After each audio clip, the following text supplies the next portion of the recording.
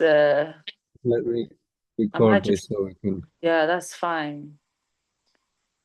For me, it was like, ooh. So without words, if I had to quantify that with just sounds, that's how it felt. Just imagine the big wave and just go. "Ooh." This is how to explain it. Oh God. I don't know if I'm making sense. Somebody should please just tell me, how does that sound to you? What are you bringing out of what I just said? Let's have an exploration of this. I don't know. Is that good or bad, or is it How uh, does it feel? Just let me describe it again. like giving birth or something? I don't know. What's Yes, that noise? yes. It was like I've been carrying all the lessons for the months, the weeks that led up to it, from when we met in the city center and the library. And this was birthed in our hearts. And then I've been nurturing this and I've been carrying it like a host, right? I've been the host of the ideas and how they were going to come together and how they were going to come out. And that's why it felt like you're just taking all this air, all that knowledge, and then you. So was it good? Only the people who were the ones who received this can tell me. For me personally, it was very refreshing, very releasing. It was so many things. I was so happy. I Yeah. was so happy that I could speak, that I could just give my voice, give my voice power, or give power to my voice, both of them or one of them. Mm. I was just so happy that I could be heard. I could just share something that was in my heart. And to be honest, I used to run away if I have to speak here. If I know that someone's inviting me somewhere, I don't know, Dr. Sahil, but I remember there was an award ceremony and I came late. I don't know if that was not deliberate. Do you remember when the King's Lieutenant was going to come and give breakfast for better? And I was supposed to be one of the hosts. And I'm so sorry. I know I let you down then. I mean, they just delivered my beautiful car, my Land Rover, just landed that same day. So I had a genuine excuse. I was just like, oh, this beautiful car is in mine. My Land Rover Discovery Sport. But to be honest, I sometimes used to dread. I've missed many things they invited me for. I've said, oh, my daughter was in hospital, and she really was. But I could have left. I could have had somebody else standing for me. I've shied away from many things because I'm like, A, I don't know my audience. B, why will anyone want to listen to me? C, maybe I'm feeling pregnant. I was pregnant and feeling ugly. So not that I was feeling pregnant. I was literally factually pregnant, but maybe I was just like feeling out of place. But when it came for us to come and talk, I didn't think about any of all of that. I just thought about what I wanted to share, how I wanted my audience to feel. And now I'm just going to stop talking because I know that I've just hugged the show for like 3 minutes. But thank you for giving me the platform to share this. No, it's fine. It's always a pleasure listening to you. Thank you very much. I would start. I think most people are here now. Tony won't be here tonight. He needs a break. He needs a break. So he's enjoying himself. He's away somewhere. I would firstly say thank you to all of you for being part of this process, for allowing me and Tony to be, able to deliver this, because without you, we wouldn't have anybody to deliver it to. So we could have all the best ideas in the world, but it's a dance and it takes two people at least to dance, us and you all. So it's been a wonderful tango. All of you, I don't believe in coincidences, but it seems that all of you came with a similar mindset and brought your inner authentic self. And on the evening, I was shocked, really. I mean, I knew you could all speak, but I was shocked by the topics that you chose, your talks, and the depth with which you spoke, because it's very easy to use it as going through the motions, and you just turn up and you say, yeah, I'll just get through the motions, and yeah, fine, it's a tick box exercise. But each and every one of you here, and those that are not here at the moment, took the opportunity to speak your voice and speak your truth. And that was beautiful. I mean, the way all of you chose such a powerful topic that was really authentic, deep from the heart, and it showed. It showed. It's a shame Nana's not here. I mean, hers was one of the most powerful and the most transformational speech, because I know her well and what she's come through and what she normally struggles with. And on the night, it was so powerful. Not even one hesitation. You know, she feels she suffers with a stammer, but I've never noticed it. But how she performed on the night was just absolutely, you know, inspiring. You all did, and so well done to all of you for the night. And today, I mean, we won't take long. It's good to kind of touch base. As I said before, this is the beginning of this journey for all of us. It's not the end. It's not the, you know, and I'm going to share some news that we've been working on shortly. But if you want to just give us some words of how you felt on the night and how you felt your speech was, maybe give it a score if you want out of 10, if that's easy for you, or just some words that summarize, just kind of pointers, bullet points, and what you've learned and just anything that you want to share. Interesting, Esther, you mentioned, you know, you don't want to turn up. That's sabotage, it's self-sabotage, and we all do it when we sabotage ourselves and our aspirations, our hopes, our dreams, and there's a voice inside us. It's not the imposter syndrome, it's the saboteur, the sabotage within us that says, you know, you can't do this, you shouldn't turn up, this is going to happen, that's going to happen. It's the voice in our heads, and we all have it, and there's layers to the saboteur. There's actually a really good questionnaire. I can share it on the group that you can do, and it explores through questionnaires what your inner saboteurs are, what sabotages you, what's your voice that is inside you, whether you're hypercritical, whether you're oppressed, or whether you repress your emotions. There's all sorts of things there, and it's a really good tool to explore yourself. But I'll stop talking. Jump in, whoever wants to say anything. Trezor. I'd say, let me go. I'd say it was an amazing, most amazing event that I've been a part of for a long time. Everyone spoke so amazingly well. Everyone has prepared themselves and come out, you know, and I could feel it was like a family affair because we could feel each other's emotion and we were so supportive of each other. We were like a little family, and I could feel the love and the support as well. And yeah, and I gave it as well because I wanted, I was, you know, when someone start to speak, I'm just like rooting for them to just get through it with, you know, the right way and, you know, how they want to deliver it. And I'm just so, I was so relieved at the end that we all got through it and we give it our best shot.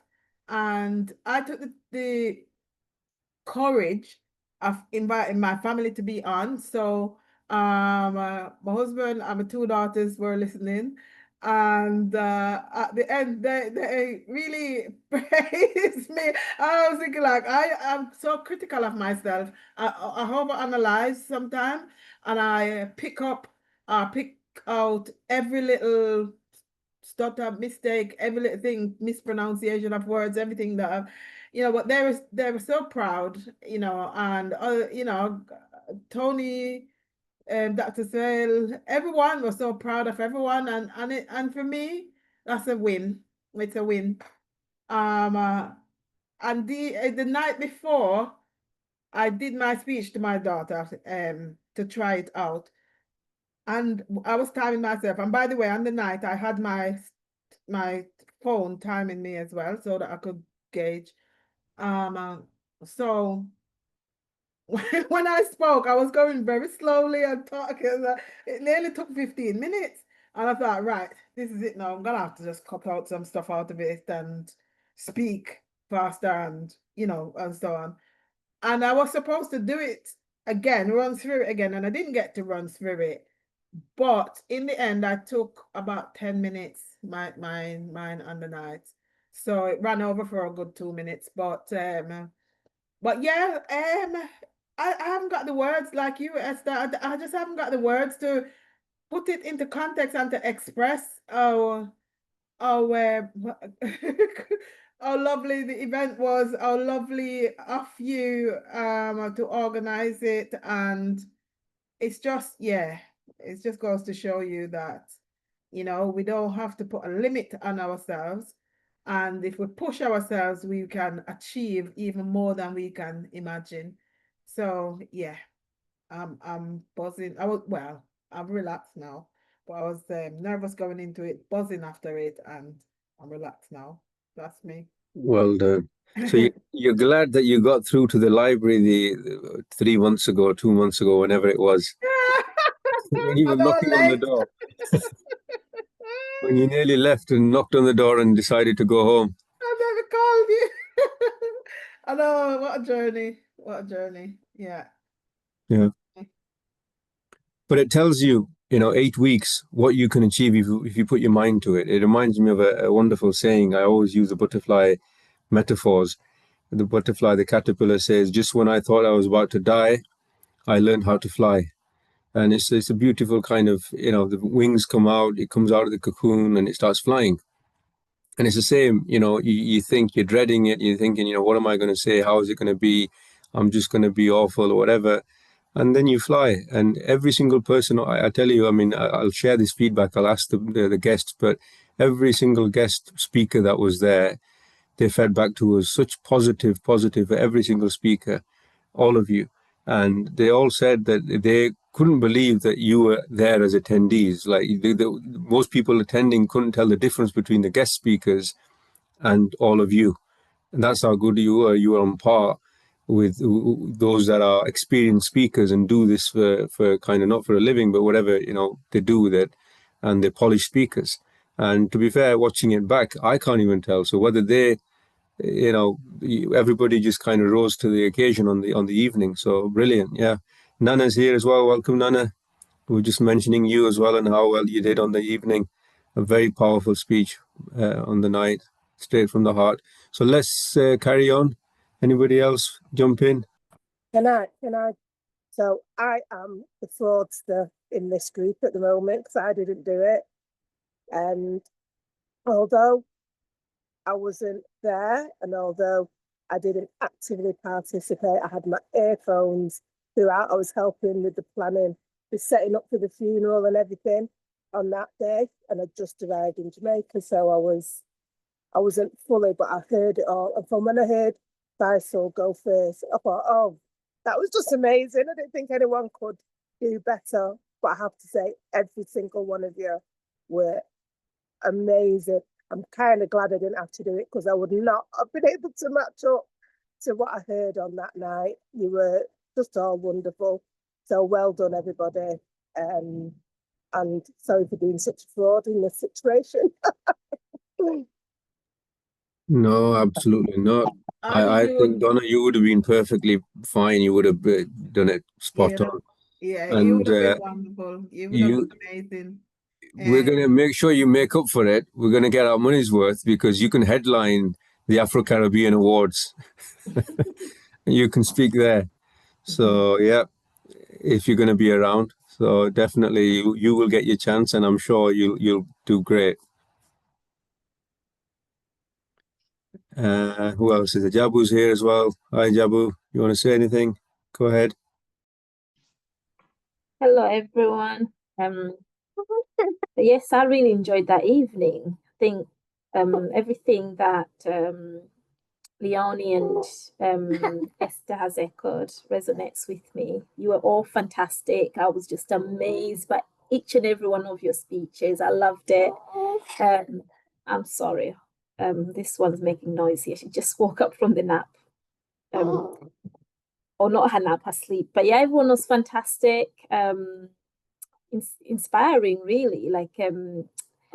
Like Donna was saying, when Faisal started, I thought, oh my goodness, this is amazing, and I wanted to chicken out because I thought, oh, I don't know if I can do this. But yeah, I just thought, let's just go for it. I have to admit, mine was quite short, I think. It's shorter than I expected because I forgot some stuff I wanted to say. But I hope that the message I was trying to portray was portrayed, and think for me that's sort of the main thing. But I think it was shorter than it needed to be, really. So I'm sort of gutted about that.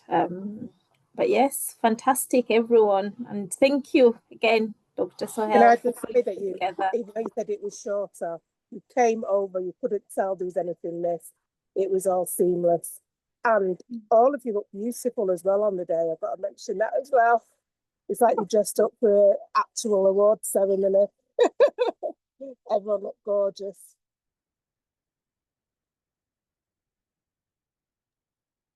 Hello. Baby's here. She's grown up.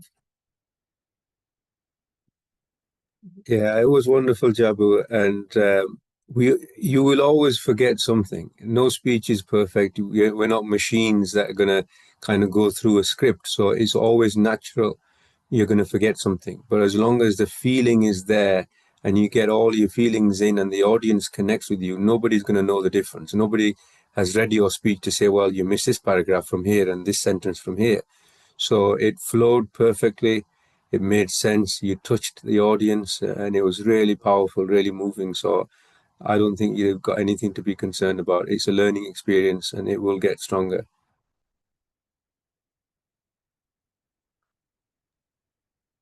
Yeah. Sohail, shall I go next? Yeah, yeah. Go Sanaya? ahead. Go ahead. Yeah. Yeah, it was as everyone has said, it was absolutely magnificent. It was so well structured, very well organized. The first speaker that came on, he really inspired me, and he energized me, so I was really geared up for it. And like I think it was Leona who said we were like a family. It was so nice to see everyone there, and you could just lean on. I felt as though the chat messages were so supportive. Every time somebody had spoken, it was just so reassuring to see that people were listening and they were attentive. So I think the chat messages were really helpful, and there was so much synergy there. It was just brilliant. It was like as though I'd been on a 6-week cycling session, and I was just so worried about, how I was holding on to my handlebars, keeping my helmet on, making sure I don't fall off, making sure I don't do anything that would embarrass me. And on the night, I felt as though I was on this bicycle and I was riding in this open field, and I felt liberated. I felt as though I was doing all the things that I've been practicing for the last 6 weeks. And it was just like, I mean, I did have a script to read from, but after hearing Faisal and Farzana and the other speakers, I'm so glad that what you did was you allowed us to come in just after one of the speakers rather than having us all speaking together. So that was really helpful. It was just very, it was again, when you mentioned I was just so amazed and impressed with Leona's speech. I mean, she's so brave to have invited her family. I wasn't that brave. I didn't even actually mention it to them. I wish I did now, because after the event, I've been buzzing, and I've been buzzing because I can't believe how great everyone was on the evening. Like you said, I feel that the group, the Leona, Nana, Farzana, Farhana, everyone, Faisal, you were the best amongst some of the professionals. You really inspired even the guest speakers, because like I said, reading the messages, they were really in awe of what you were sharing and giving. And there was so much, it was like it was poetic, and it was straight from the heart, and I think it'll remain with me for the rest of my life. And I feel like I've met some wonderful people on this journey, and I hope that we can continue being friends forever, hopefully. Yeah. Thank you very much. That's a really profound metaphor, being on your bike with a helmet. I've never seen you on a bike. But it's interesting, on the night, you just let your script go and you carried on. What's interesting about it is that it's very easy to start comparing when you, especially when you look at some of the guest speakers who actually do this all the time and you think, I'm not good enough or my content. But what we have to remember is that all of you are unique and your words and your content is unique. So it's where it lands. There might be a specific topic that you're talking about that might interest certain people. It might not interest certain people, but it's not about the topic. It's about how you deliver it and your unique touch that you give it. So I would never compare or score any of the speakers in any way, because I look at it and I think, you know, everybody's telling their own story. When it comes from the heart, it's your story. Nobody else can tell that story. So nobody else can actually take that away from you. So it's your unique story, it's your unique voice. So, you know, and that's what you did on the night. It wasn't scripted. Nobody was scripted. It was all from the heart. So well done again. Who else is there? Nana, you there? Can you speak? Nana. Yeah, thank you, and good evening to everyone. How do I start? I mean, first of all, thank you so much for giving us this lifetime opportunity to speak with no hesitation, with no inhibitions, nothing, and, you know, to speak from the heart. For once, I spoke with no fear. I was shocked myself because I had a script in front of me, but I couldn't even read from the script. And I think what I didn't like about what I delivered was how my vulnerability, my emotions actually got the better part of me. And I wish, you know, that, you know, couldn't have happened. But obviously this is so, I don't know, this is my story and it means a lot to me. And also it's one of the, you know, reasons, you know, amongst, you know, other reasons why I had the Inside View with Nana, you know, just to highlight a few things that, you know, most people do not know. And so I felt I've never shared the story. I've never been so vulnerable like this. And so I don't know. I think afterwards I felt, I wish I could put words to it, but I'm just finding it very, very, very difficult to put words to it. And, you know, for the first time, just being so raw with my emotions and everything. But aside that, I think I enjoyed everybody's speech, from Faisal to Leonie to Esther. And I think I also fell short, especially speaking after Esther. I felt, ooh, speaking after Esther, oh wow. It means I need to raise my game. And I'm so, you know, grateful that I was able to, you know, deliver. Yes. But aside that, everybody did well, from Jabu to Fazana and Farhana. And I mean, everyone, honestly. It felt as if you guys sat down to arrange who to go first, who to go second, who to go third. And it was, you know, the synergy, you know, on the platform at that, you know, that evening was super. And so we say thank you. Honestly, we are grateful, very, very grateful for giving us this opportunity to learn and unlearn and also relearn. So once again, thank you for this opportunity. Yeah, thank you. Thank you, Nana. With all honesty, I would say when you made that speech, and again, it's a subject very close to my heart, health and well-being, particularly women's health. It's, you know, it's very similar as you mentioned in Asian communities as well. It's a very similar story, and I see it all the time. And that speech, the way you made it, that speech, you could deliver it in the Houses of Parliament, you could deliver it in the UN, you could deliver it for any global charity. That's how powerful it was, and I'm not just saying that. And one thing you need to remember is that vulnerability is not a weakness, it's your strength, because it shows that this matters to you, it shows that you care, and it shows other people that you are authentic and this is coming from the heart.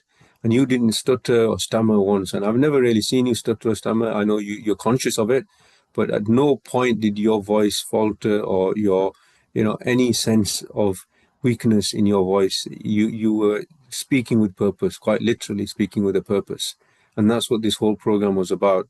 And you did that with amazing, energy and strength. So, don't worry about it. I'll share a video actually on YouTube. It's a YouTube video. You may well be aware of it. It's about vulnerability in speaking and showing vulnerability in life, and and it teaches you so much. It's a academic doctor who's talked, and she's well known all across the world, this lady, and it talks about vulnerability and how it actually brings the best out of people.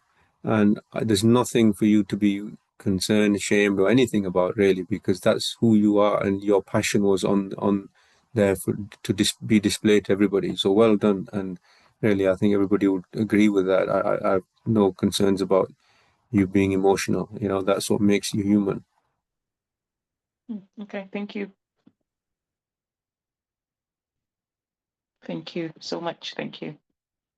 Doctor, I just want to say I love how on time you're giving everyone feedback to their feedback. Like you're such a wealth of resource. Honestly, God really blessed you. And I just love how you're applying yourself. You're not keeping it for yourself and your family or for your patients. You're bringing you're bringing it out here to the rest of us. This is humility indeed. When you're not thinking more of yourself, they say humility is not thinking less of yourself. It's thinking of yourself less.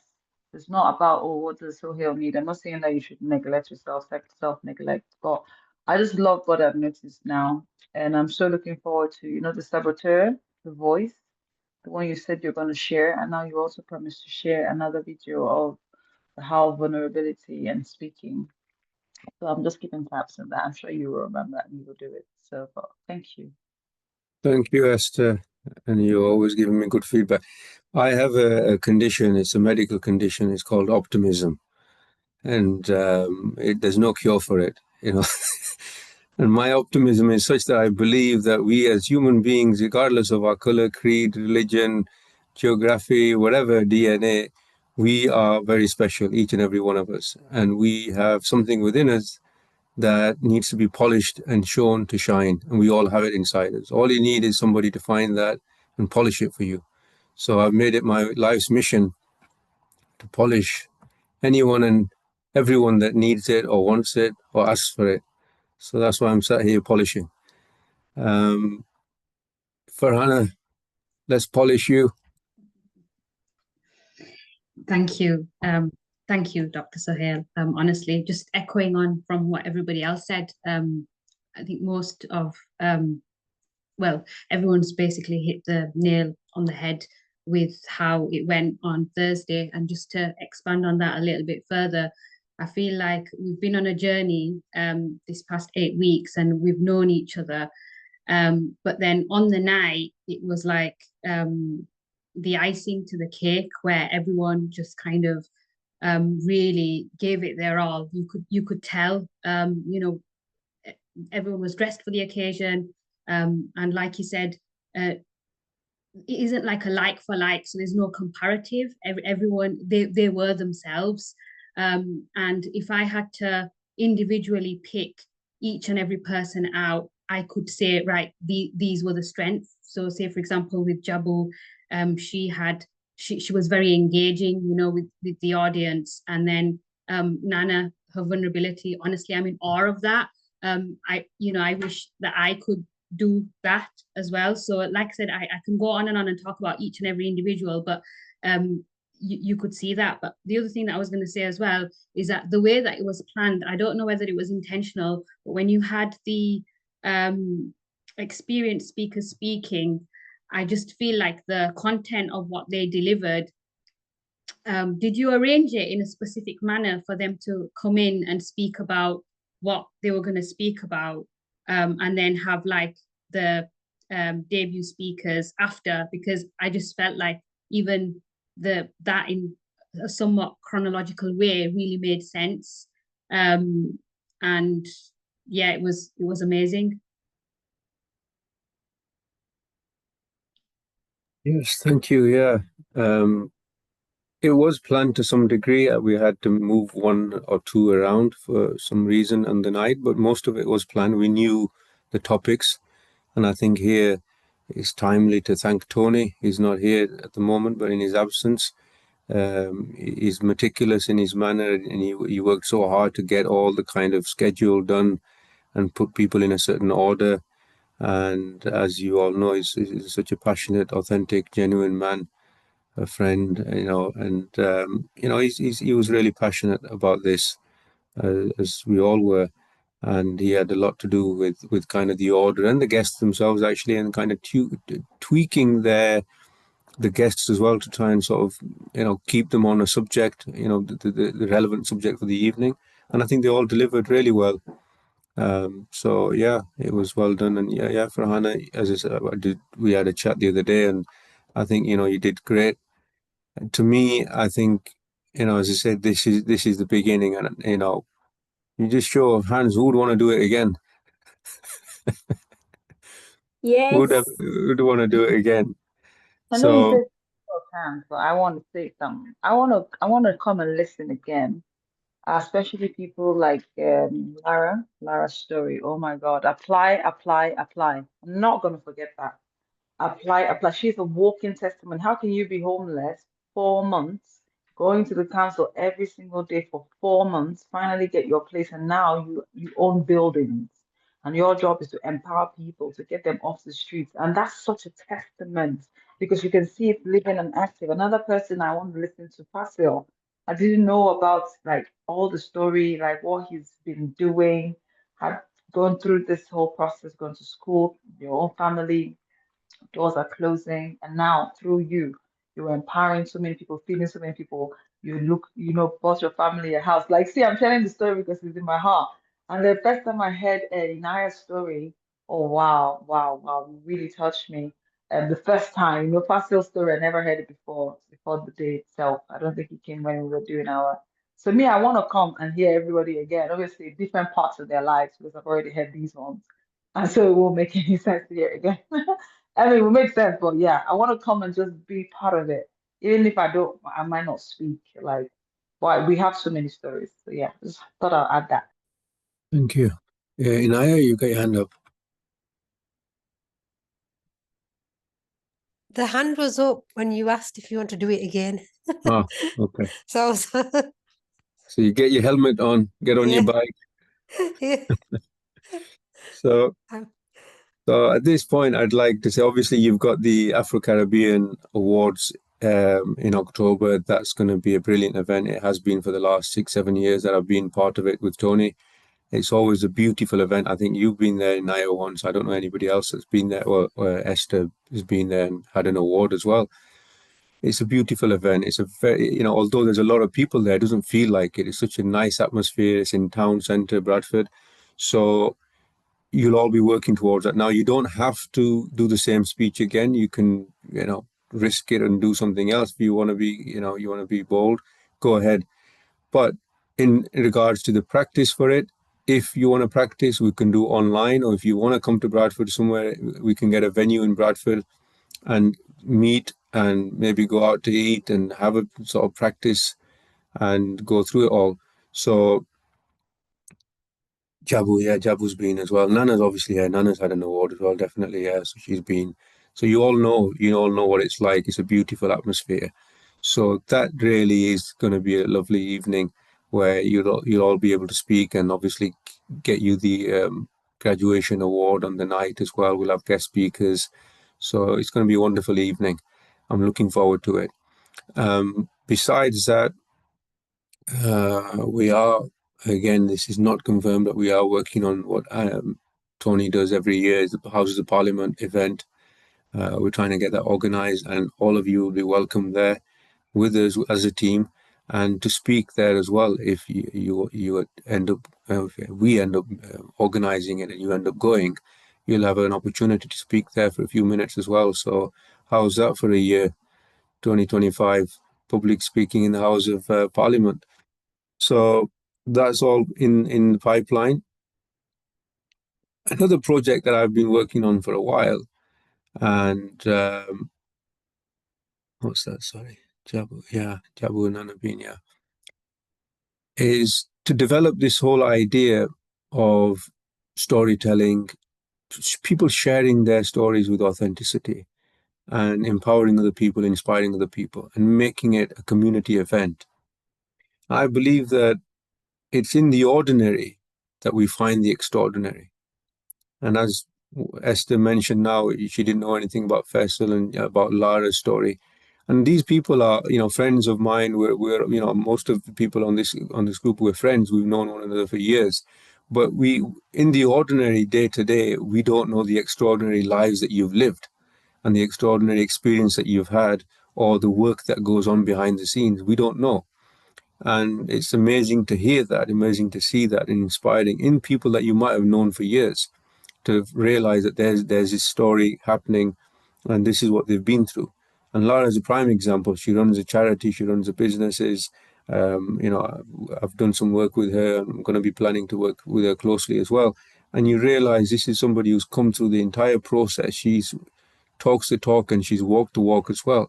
And what she's doing now for homeless people is amazing. She's one example of many. Another lady that was there in the evening, she lost her 18-year-old son, and how she transformed that immense loss in her life into a life's mission of empowering people, supporting people with bereavement. She wrote 3 books out of that, and how you transform such a negative emotion on the face of it, grief, sadness, into such a powerful, purpose-driven life mission.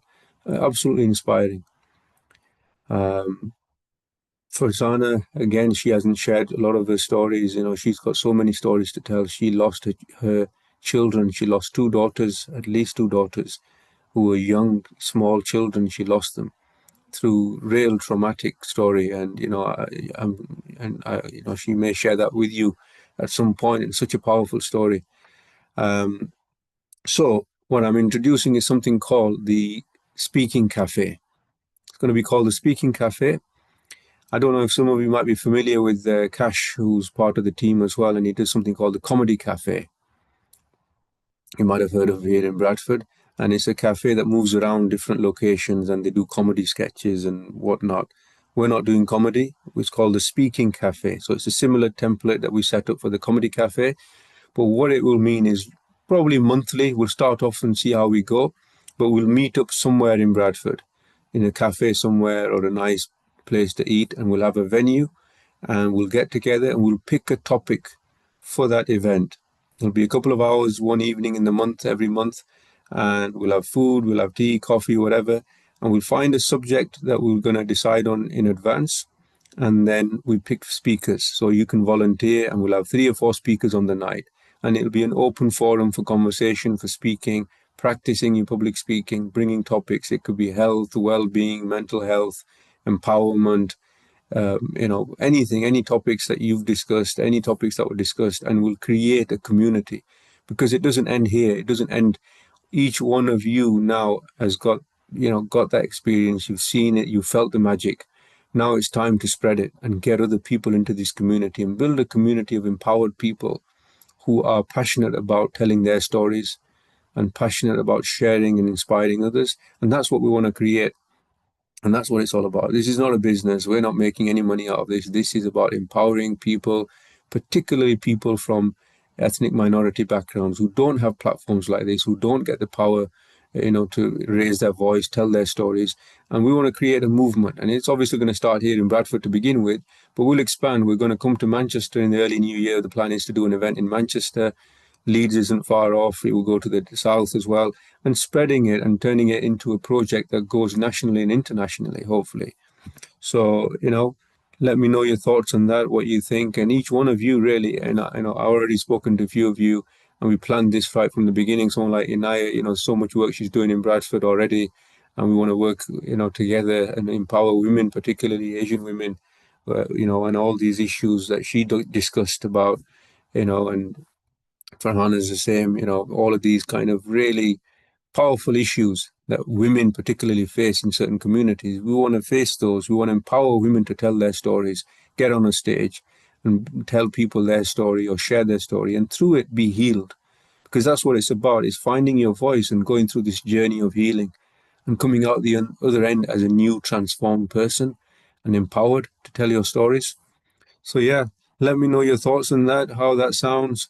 And if you want to be involved, obviously you're all welcome. I would love all of you to be there at the inaugural event when we do this together. It sounds amazing. What was going to, just one thing. So you said ethnic minorities, but we are actually the global majority.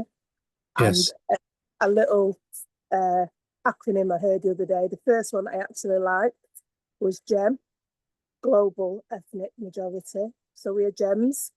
And I think I that's love that. I love that. I love that. That's my take home of the night, take home of the day. Let's lock that in. We discussed that, didn't we, when me and Anthony were talking at the first event, that in reality we're a global majority, Black, Asian, ethnic minority.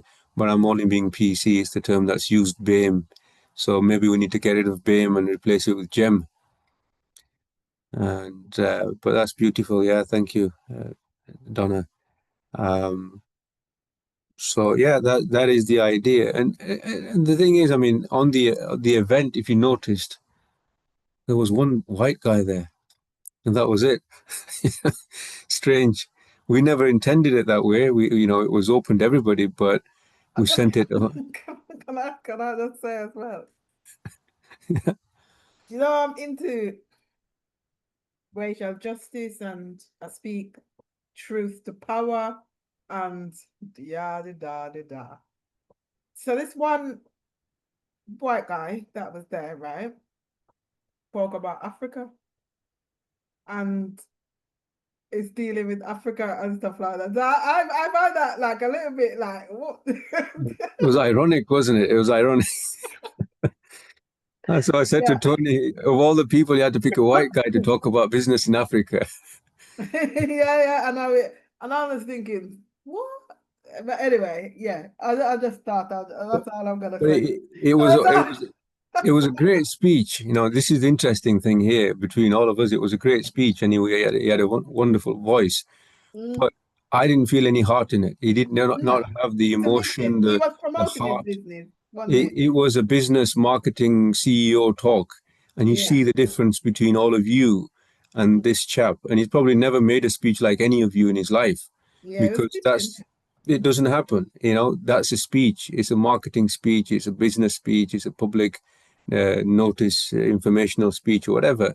And that's what you find. That's what you find in my sector, in the NHS. I go to conference after conference, and people just stood there, boom, boom, boom, boom, boom, boom. It's like, robots talking about health and statistics, and if someone like Nana was standing there, that would shake him up. That would tell him exactly what inequality in women's health is. But you get these scientists standing there talking about figures and statistics and this and that, and it doesn't touch the heart. It doesn't move people at all. So it doesn't, does it? I was given this task to go out and find, which African country was it?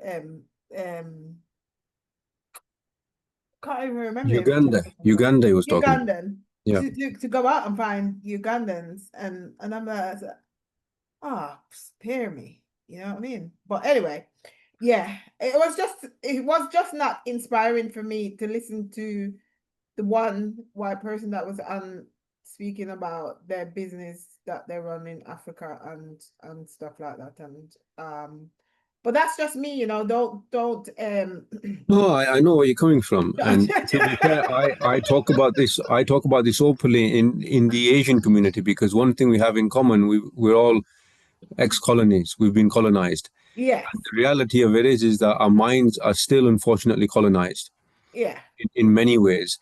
I'll give you an example, and no offense to any of these MPs and Lord Mayors and whatnot, they're all doing great work, but it's a token symbolic gesture, and it's a symbolic role that they play, chains around their neck and stood there like Muppets. And all it is it's just the remnants of colonialism. They put Black people, Asian people in these roles just to appease us and think, you matter as well, because there's one of you's there on stage as well. And it isn't, because most of the time they don't know what they're talking about when they speak. They've got no passion or purpose. I went to an event recently here, and there was a Lord Mayor, and he was so pumped, and he stood there, yup, and it's reading off a script. And I thought, you know what, this guy needs to go on a purpose-driven course of public speaking. But more than that, he needs to get rid of these stupid chains, because all it is chains of colonialism. And that's what we suffer even now. I'll give you an example. Again, it's off topic, but many times you have a black person or an Asian person or whatever, gem speaking on a topic that they are experts in, right? And the same topic, a white guy will speak on the same topic, and he'll get an applause or get recognized more. Whether it's in Africa or Pakistan or India, it's always the white guy knows better. And in this chap was the same, because he's a white guy coming from London going to show you how to do business in Africa, as though the Africans don't know how to do business. It was the most powerful empire for centuries and centuries and ruled the world. Yet Africans don't know how to do business, and they need a white guy to show them how to do it. It's the same in health as well. You'll get a professor from wherever going to Pakistan and talking, and everybody, oh, he knows what he's talking about. And actually, there might be other 10 people in Pakistan or India that have done all the hard work, yet they're not as relatable or whatever because they're the same color as everybody else. And this is the irony, and this is what the mindset we want to shift. It's a lot more powerful than this. That what we're talking about is shifting the mindset. And to do that, we have to rise as people, of backgrounds, certain backgrounds, and say, yeah, we know what we're talking about. We are competent. We are here. We know what we're doing, and we can do this, and, due respect to all of whatever, but you find in any sector, whether it's the NHS, whether it's council, whether it's always a top ranking up there, the chief executives are always white people. And, and rarely the sort of, and this is one of the kind of criteria that we're looking at, is that we empower people and we say, yes, we belong and we matter and we have to. And people like yourself are critical, both yourself and Donna, you're in this sector, you've done it. You've been through it from that bottom up approach. You've seen it all, and you know exactly what I'm talking about when I'm talking about all this. And if we don't do anything about it, an entire generation to come and suffer, because this colonial disease is still within us, this chip on the shoulder, this imposter syndrome, and we have to now get rid of it and realize that this is a global stage. We're all on the same stage. We're all competing with the same tools and skills. We're all equal. And that's how we shift this inequality, by raising our voice and being able to speak and not looking up to others, thinking, they know what they're talking about. They're better than us, or they know more than us. No, it doesn't work like that anymore. So there's a lot more to it. There's a lot more passion behind this. I don't like to go into it because some people don't agree with it or whatever, but I'm not afraid of saying what needs to be said, and it's a reality in most sectors in the world at this moment in time. And we need to be the change that we want to create. And for our kids, they need to know, because if we don't speak up now, I guarantee all of you, with kids, your kids will be proud of you when they saw you speaking. Say, wow, what you. And I always share this with my kids. I let them watch the stuff that we're doing in the background, because they look at it and they will have no inhibitions at all to do what we're doing in 10 years, 15, 20 years time. And that's what this is all about. This is about the legacy, and the legacy we leave is a practical legacy, not just words and images or whatever. It's a practical legacy that we're going to leave by raising our voice. Yeah, definitely. Like I said, the power of one voice in it. It's even more powerful when you have unity and many more voices.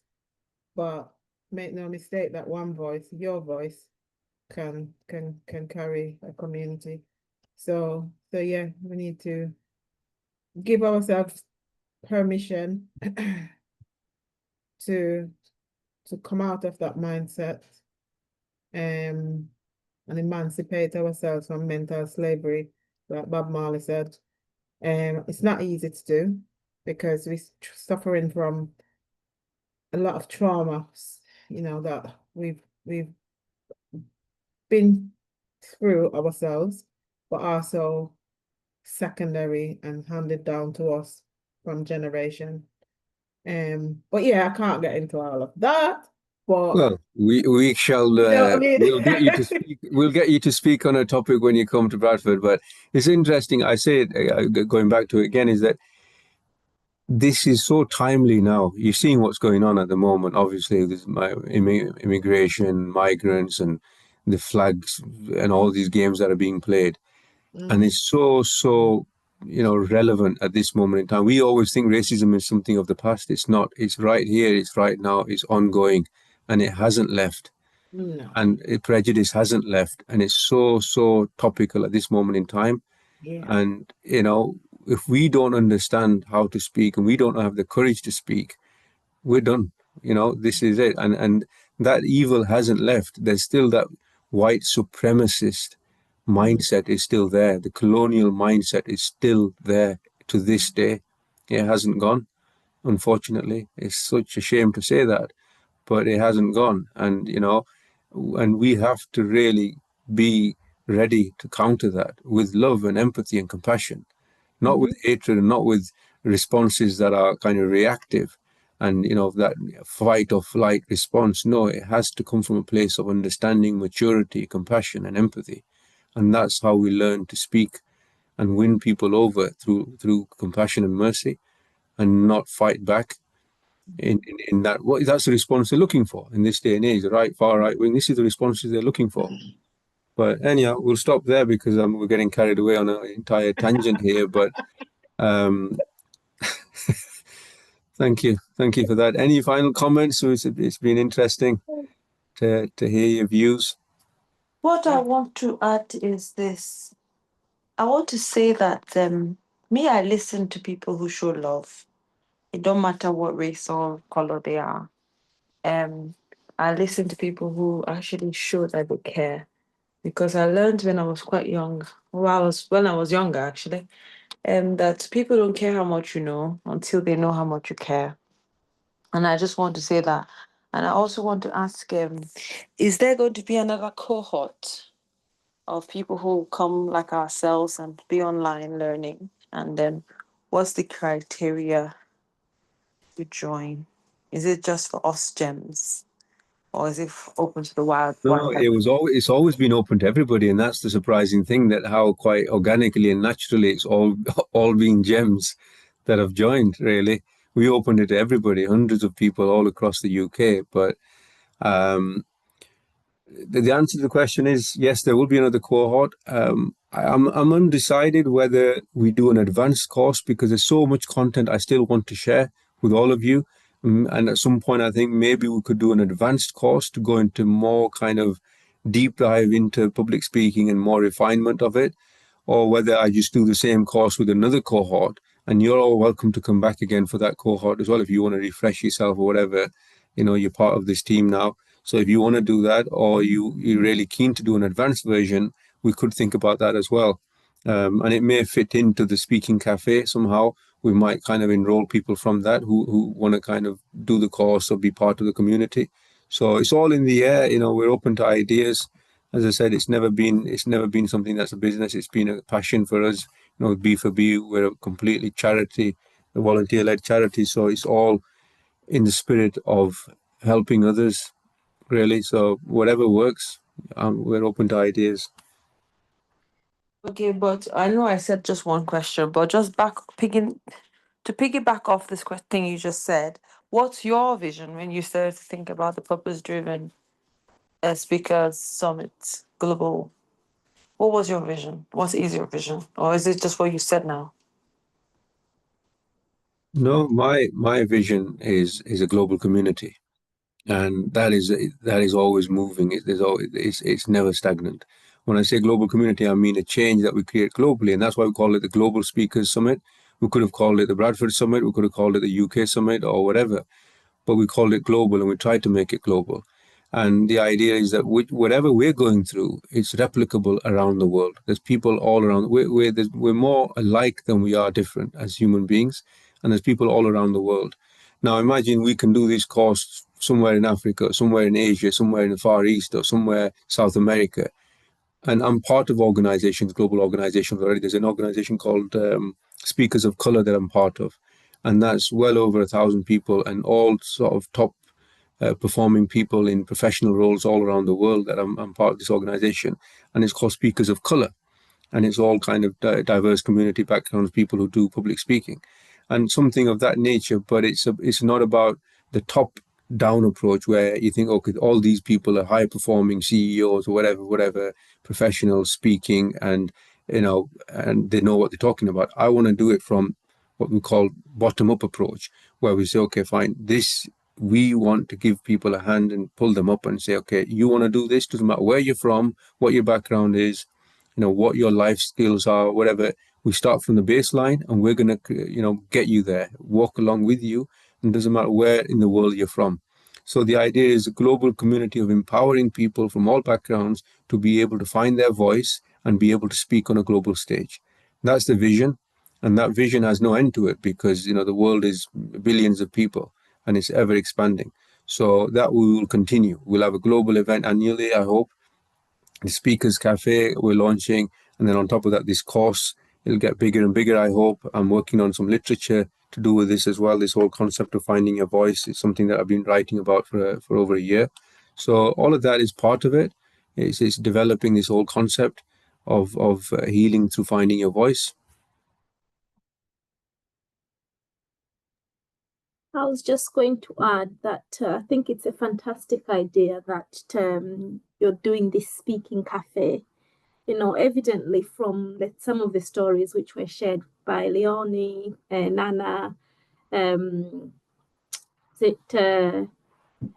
Inaya, very personal stories of your journey from where you started, some of the struggles, and it's just inspiring, and it's something that makes us all stronger, and it makes us realize that we're human and that we will go through ups and downs, but a brighter day will come. We might become CEOs one day like you are.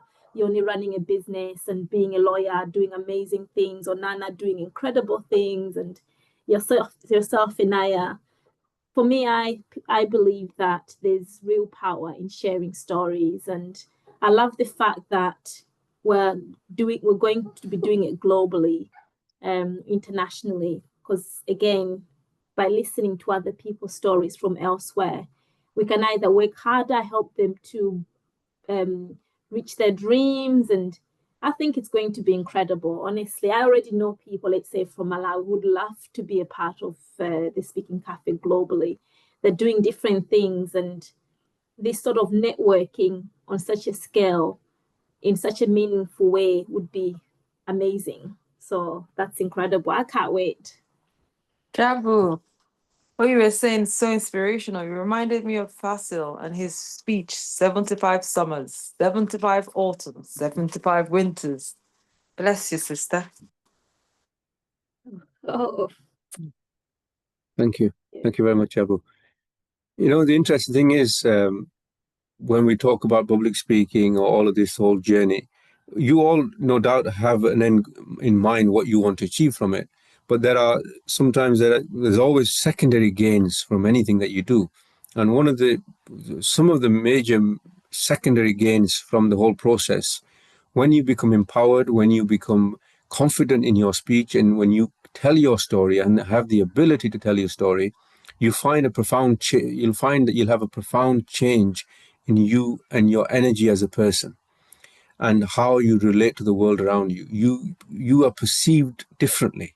And I'm sure you will start seeing this soon, if you already haven't, that people see you differently. They start perceiving you differently. You start becoming more confident, and people see you in a different light. And the secondary gain of networking, whether it's job related, whether it's community work, whether it's charity work, any sector, you become a brand in yourself, and you start believing in yourself. And these are secondary gains. And it's not, again, it doesn't boil down to money or fame or whatever. It's about making the most of the opportunities that you have and being the best that you can. So in any sector that whether it's your job or whether it's like Nana is doing this Inside View, and she does a lot of women's work. When you start speaking with confidence on a specific topic, you become an expert in it, because now you believe that you can speak in it, and then people start believing in you because now you believe in yourself. But prior to that, you always had this chip on the shoulder or this imposter syndrome. You think, well, I don't know what I'm talking about. Maybe not, whatever. And that shows other people that you're insecure, you're not sure. And when that flip happens, as it has happened for all of you, you will see doors opening, in your career, in your voluntary work, in your networks. And part of this idea of this is making it global is that why are we thinking in terms of cities or countries? There's nothing stopping us. There's no glass ceiling, as we discussed in one of the talks, one of the sessions. The globe is out there. We can reach any part of the world. And it's not about us getting our name out, our voice out. It's about us empowering others. Imagine that, what Jabu just mentioned now, a village in Malawi, if they join the talk, and they've got friends in the UK, here in the UK, imagine how empowered they'd feel if they've got an audience of people sat here listening to their stories in the UK and creating a family in the UK who are like-minded. How empowered would they feel? And how good would they feel speaking to us? And we feel listening to them and their stories. And how it unites and creates humanity and empathy for the global audience that we have. And that's beautiful, isn't it, really, if you think about it? What's more powerful than that, to listen to human stories around the world? Oh, sorry, one last thing to add. We're talking about colonization. Unfortunately, back home, I say back home as in Africa, I'm from Malawi. If they were to be a part of such an amazing program, I mean, in a powerful way, I guess because we're in Europe, they'll be thinking, wow, I was really in that place. I was really with Leonie, the lawyer. Oh my God, I want to be a lawyer. And that they will hold on to that. Like they spoke to a lawyer from the UK. So I have to make it like Leonie said this, so I can do it. That's how powerful it is in some ways, that I guess in a twisted kind of way, because they idolize Europe that much, that being in the presence of people in Europe who speak differently or look differently, that can have a profound impact on their life. Yeah. Can I say something, Dr. Sahel? Yes, Nana. Yeah.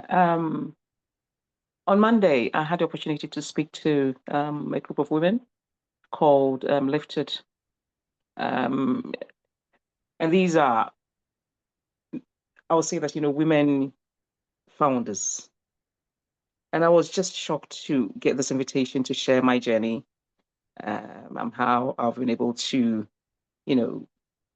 come to where I've come to, now. And I was shocked because these are all powerful women, and to speak to them with no, script in front of me, being so authentic and everything, I was shocked, and they were equally stunned as to how I've been able to sustain myself with no funding whatsoever, and be able to do what I'm doing in the community.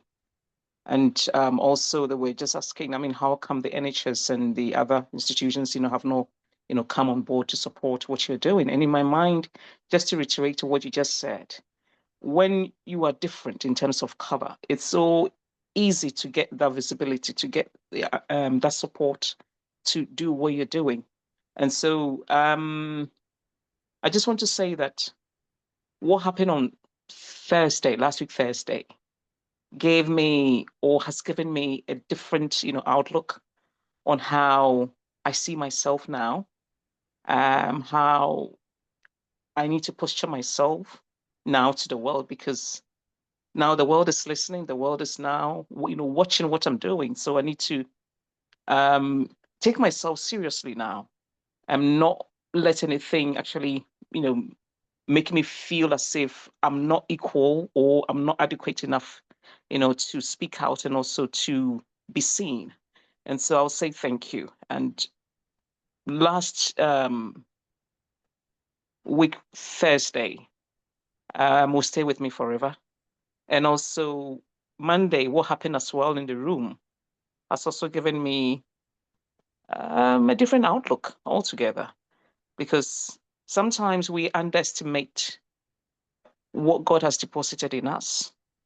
And so until we've been given such an opportunity, we never know, until we are being pushed, to let everything in us, just shine.